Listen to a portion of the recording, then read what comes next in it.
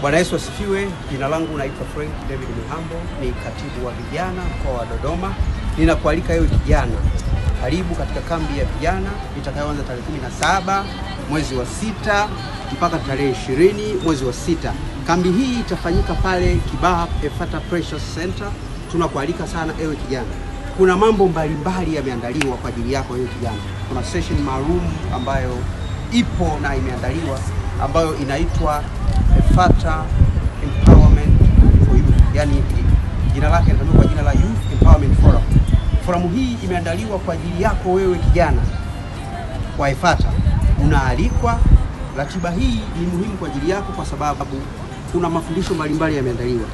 Utapata kujifunza vitu mbalimbali vinavyohusu maisha ya kiimani au maisha ya kiroho, kijamii, lakini pia utapata kujifunza mambo mengi kuhusu mambo ya uchumi.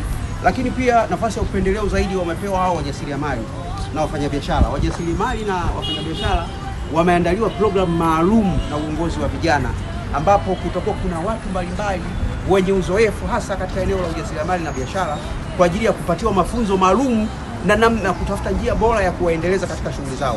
Ninakualika, usipange kukosa. Mimi nitakuwepo. Wewe je?